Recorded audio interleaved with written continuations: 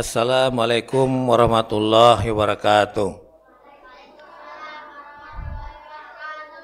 Alhamdulillahillazi arsala rasulahu bil huda wa dinil haqq liyuzhirahu 'alad dini kullihi wa kafa billahi syahida.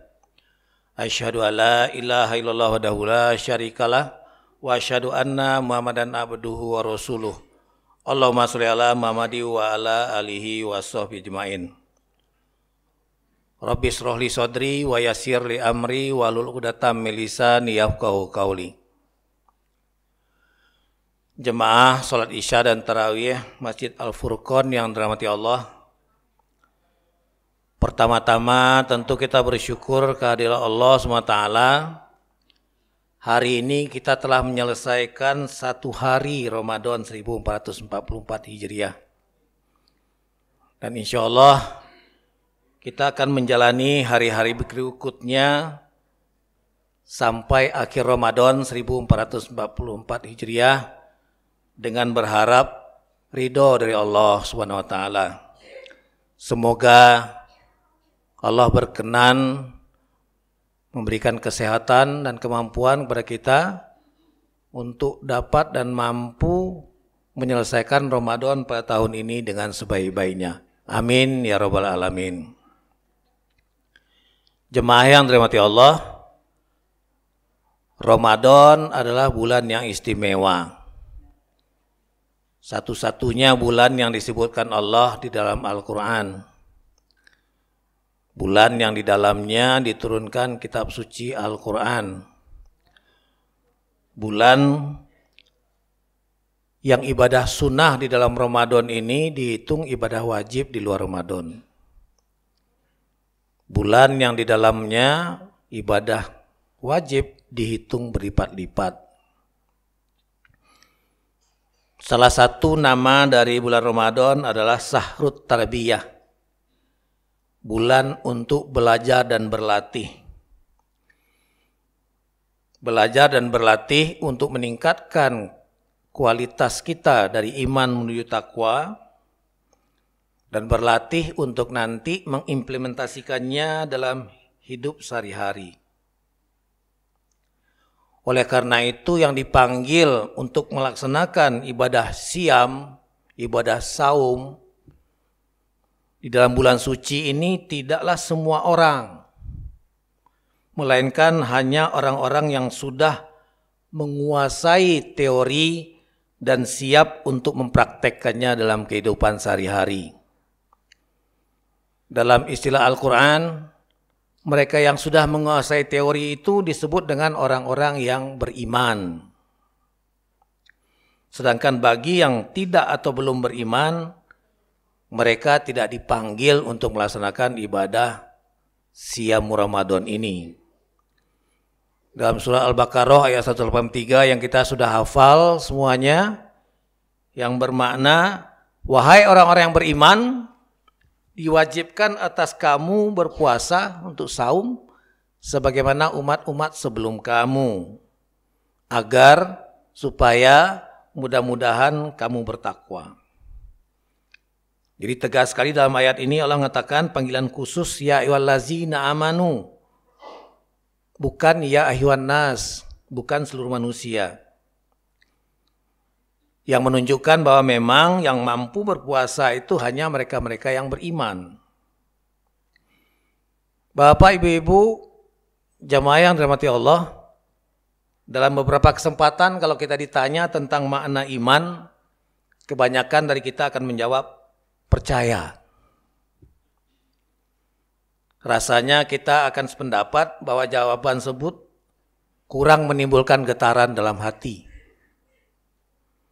Karena sebetulnya makna yang tepat dari beriman itu adalah yakin. Yakin memiliki derajat yang lebih tinggi daripada sekedar percaya. Karena percaya itu prosesnya sangat singkat, sementara yakin itu membutuhkan proses yang lebih panjang. Dimulai dengan ilmu yakin, selanjutnya menjadi ainul yakin, sampai di puncaknya yaitu hakul yakin. Ilmu yakin yakin karena diajar orang. Ainul yakin, yakin karena melihat sendiri. Sedangkan level tertinggi yaitu hakul yakin, itu memang keyakinan yang diberikan Allah kepada orang-orang tertentu yang akan tidak tergoyahkan oleh cobaan apapun. Tetapi keyakinan itu baru potensi, baru modal. Karena itu dalam Ramadan Allah mendesain sedemikian rupa keyakinan itu harus ditingkatkan menuju ketakwaan. Dan di ayat itu Allah mengatakan la'alla. Itu salah satu kata-kata di dalam Al-Quran yang maknanya semoga, mudah-mudahan, agar. Artinya apa? Tidak semua yang berpuasa, tidak semua yang bersaum akan mencapai derajat itu. Rasul mengatakan, qam min sha'imin laisa lahu min syami ilal ju'i wal atos. Banyak yang berpuasa enggak dapat apa-apa, enggak boleh apa-apa kecuali hanya lapar dan dahaga.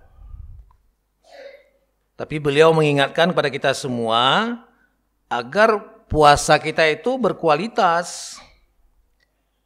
Dan Rasul memberikan pesan, man soma Ramadana imana wahtisaban ghufira lahu ma taqaddama min dzambik. Barang siapa yang bersiam Ramadan dengan iman dan ihtisaban. Ihtisaban itu mengharapkan kebaikan dari sisi Allah. Itu akan diampuni oleh Allah dosa-dosanya yang lalu. Dan senada dengan hadis tersebut, Rasul juga mengingatkan kepada kita, man qoma Ramadana imana wahtisaban. Barang siapa yang mendirikan malam di bulan Ramadan dengan iman wahtisaban, akan diampuni Allah dosa-dosa yang lalu. Kata-kata qoma itu adalah iqamah, mendirikan. Yang dimaksud di situ adalah qiyamul lail yang khusus untuk Ramadan, yaitu adalah sholat tarawih. Memang kalau bapak-bapak ibu sekalian diizinkan Allah nanti datang ke tanah suci, amin. Itu di tanah suci sholat tarawih itu memang 20 rakaat. 10 kali 2. Dan tidak sekaligus. 2 rakaat istirahat. Dan bacaannya tidak pendek-pendek amat Bu. 1 hari 1 juz. Kalau di Al-Furqan Pak Ade membaca 1 juz, insya Allah besok tinggal bertiga di sini. Tapi memang makna tarawih itu bersantai-santai. Sayang kita di Indonesia ini tertipu. Bahkan kalau ibu-ibu bapak sekalian buka di YouTube, di daerah Jawa Timur itu ada satu tempat, jumlah rakaatnya sama dengan tanah suci ya Pak Haji ya. 20 tarawih dengan 3 witir, tapi diselesaikan dalam waktu 6 menit. Itu kecepatannya kecepatan cahaya itu. Belum tegak telah ruku, belum ruku lah sujud dan seterusnya. Padahal seyogyanya kalau kita sholat di surat Toha ayat 14 kalau tidak salah. Allah mengatakan aqimis sholah li zikr. Dirikan sholat itu untuk berzikir, untuk berdoa, untuk meminta kepada Allah. Harusnya kalau minta, ya kita santun. Dalam surat Al-Muzammil Allah mengatakan warattilil Qur'ana tartila. Bacalah Al-Qur'an itu dengan tartil. Bapak Ibu sekalian, alhamdulillah kita termasuk orang yang terpilih ketemu dengan Ramadan 1444 Hijriah. Kenapa? Banyak orang-orang yang tidak diizinkan Allah lagi bertemu dengan Ramadan. Termasuk Ibu Des yang kita doakan mudah-mudahan mendapatkan tempat yang layak di sisinya. Amin. Tidak ketemu lagi dengan Ramadan. Kita masih diizinkan Allah. Karenanya, mari kita manfaatkan Ramadan ini dengan sebaik-baiknya. Untuk meningkatkan kualitas siam puasa kita, ada beberapa hal yang perlu kita perhatikan. Yang pertama, jauhilah ghibah, jauhilah bergosip, jauhilah bergunjing. Karena Al-Quran mengatakan bergunjing itu sama seperti memakan daging saudara kita yang sudah mati. Tentu kita jijik. Kalau setan senang sekali memancing kita untuk bergosip. Karena dengan begitu, puasa kita akan kehilangan nilainya dan takwa tidak akan kita peroleh. Yang berikutnya, mari kita tundukkan pandangan. Yang dimaksud bukan sekedar mata, tapi hati kita diarahkan kepada semakin dekat kepada Allah. Allah mengatakan dalam hadis qudsi, Ana inda zon bi abdi bi. Aku tergantung kepada persangkaan hambaku. Apabila hambaku mendekat padaku sejengkal, aku akan mendekat padanya sehasta. Apabila hambaku mendekat padaku sehasta, aku akan mendekat padanya sedepa. Apabila hambaku mendatangi aku dengan berjalan, maka aku akan mendatanginya dengan berlari. Di surah Al-Baqarah 186 Allah mengatakan wa iza sa'alaka ibadi anni fa inni qarib. Apabila hambaku bertanya kepadamu tentang aku Muhammad, katakan aku dekat. Nah, orang yang dekat ini kata Allah di ayat berikutnya dikatakan kalau berdoa akan dikabulkan. Dengan dua syarat. Falyastajibu li wal yu'minu bi. Hendaklah mereka beriman kepada Allah dan hendaklah mereka mengikuti apa yang diperintahkan Allah. Karena itu, karena Ramadan ini juga bulan Al-Quran, maka marilah saya dan kita semua perbanyak waktu untuk interaksi dengan Al-Quran. Dibaca Al-Quran, dihafalkan paling tidak 1 hari 1 ayat, kemudian dipahami, kemudian diupayakan untuk diimplementasikan, dipraktekkan. Yang lebih baik lagi Rasul mengatakan, khairukum man ta'allamal Qur'an wa 'allamahu. Sebaik-baik kalian adalah yang belajar Al-Quran dan mengajarkannya. Paling tidak kepada siapa? Ku anfusakum wa ahlikum naro. Jaga dirimu dan keluargamu dari siksa neraka. Jadi upayakan dalam rumah tangga kita dibiasakan selama Ramadan ini paling tidak sehari 1 juz. Karena pembagian Al-Quran 30 juz itu di zaman Khalifah Umar bin Abdul Aziz memang dimaksudkan agar paling tidak sehari Ramadan itu kita menyelesaikan 1 juz. Tapi 1 juz itu 20 lembar Pak Reza. Iyo, kita kan punya 5 waktu. 20 bagi 5, 4. Tapi kami siang-siang begawe, siang-siang sekolah. Ya sudah, subuh, maghrib, isya. Maghrib pendek nian waktunya. Sudah, maghrib dengan isya dan setelah tarawih. Ramaikan masjid, khususnya buat yang laki-laki. Karena sebetulnya tempat sholat bagi laki-laki tidak ada kecuali di masjid berjamaah. Kate alasan sebetulnya nak sholat di rumah itu. Kecuali dalam kondisi ada uzur syar'i, sakit atau hari hujan. Berikutnya, kurangi waktu untuk nonton-nonton yang tidak perlu. Sinetron, uang gilo, tidak usah ditonton lagi. Lebih bagus waktu kita pakai untuk banyak-banyak berzikir. Paling tidak istighfar. Astagfirullahaladzim, astagfirullahaladzim. Khususnya nak tidur kaget banyak-banyaklah istighfar. Kenapa? Boleh jadi malam ini malam terakhir buat kita. Baca enggak Bu malam ini terakhir Bu? Baca nian. Walaupun kita galo-galo kapan ditanya di ruangan ini, di masjid ini, ada enggak yang siap mati malam ini? Insya Allah termasuk aku ngomong belum. Tapi Allah mengatakan kematian itu akan datang kapan saja. Makanya kan menjelang kita tidur, banyak-banyaklah istighfar. Banyak-banyaklah berdoa mohon ampun kepada Allah. Ditutup dengan bismika Allahumma ahya wa bismika amut. Nah berikutnya lagi, ini di Bandung yang terkenal nih Pak Haji Chandra. Ngabuburit. Ngabuburit itu apa? Hulu kilir tanpa ada arti untuk menghabiskan waktu. Nunggu berbuka. Keliru. Justru menjelang berbuka itu waktu yang cukup baik untuk berdoa. Nah sayangnya memang TV kita kadang-kadang nak jelang maghrib itu banyak pula acara yang bagus. Nah kita harus pandai-pandai memilah itu. Kita targetkanlah Ramadan tahun ini Ramadan terbaik. Apalagi kalau orang-orang bijak itu mengatakan jadikan Ramadan ini seolah Ramadan kamu yang terakhir. Sama dengan kalau ibu-ibu, bapak-bapak sekalian kalau kita sujud, menurut orang-orang yang udah lebih tinggi levelnya daripada kita, anggap sujud itu sujud terakhir. Sehingga orang sujud terakhir itu sebetulnya akan banyak berdoa kepada Allah. Ya kalau doanya bakso Sekayu, bakso Palembang, bakso Minang, jangan dizaharkan dalam hati be. Tapi itu tempat yang baik untuk kita berdoa. Selanjutnya kurangi bicara dengan makhluk. Perbanyak waktu untuk berkomunikasi dengan Allah. Tapi tolong catat Bapak Ibu sekalian bahwa seyogyanya kita memang memanfaatkan waktu Ramadan ini dengan sebaik-baiknya. Karena nilainya yang luar biasa. Apalagi kita berpikir mungkin tidak akan ketemu lagi dengan Ramadan tahun yang akan datang. Banyak-banyaklah berzikir, kemudian kalau pacak, satu hari kita ini usahakan untuk menyediakan makanan minuman untuk uang berbuka di masjid sehari jadilah. Kenapa? Membukakan orang yang berpuasa itu mendapatkan kebaikan sebagaimana orang yang berpuasa itu tanpa dia kekurangan. Ya mungkin sedikit korma jadilah minuman atau makanan-makanan kecil gitu ya. Lebih bagus lagi kalau kita memang menyediakan secara keseluruhan.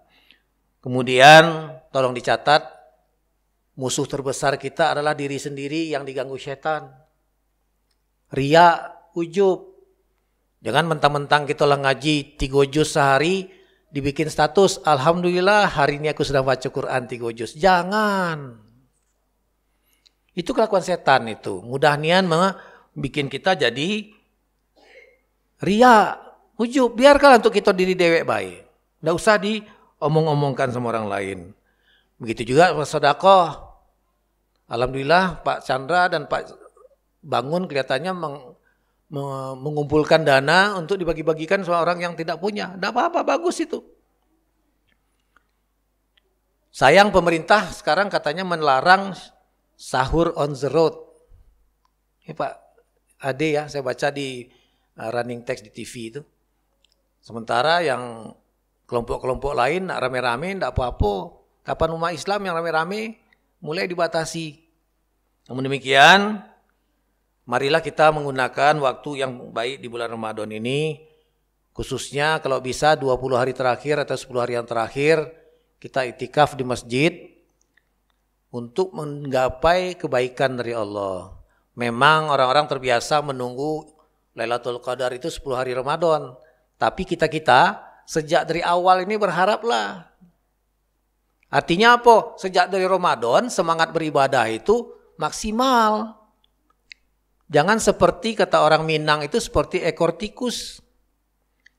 Besar di pangkal, kecil di ujung. Kenapa? Kita itu memang selalu diganggu oleh Yahudi dan Nasrani. Menjelang akhir Ramadan kita sibuk mempersiapkan untuk mudik. Menjelang akhir Ramadan kita dipersiapkan untuk bikin kue ibu-ibu. Akhirnya apa? Terjadi kemajuan di masjid-masjid. Apa yang maju itu? Jumlah uang yang sholat. Tadinya 10 saf, sekarang tinggal 2-3. Jangan. Terakhir tolong dicatat, Ramadan bukan tujuan. Jangan mengartikan Idul Fitri itu kembali suci seperti bayi yang dilahirkan dari perut ibunya. Yang menyatakan kita suci itu Allah.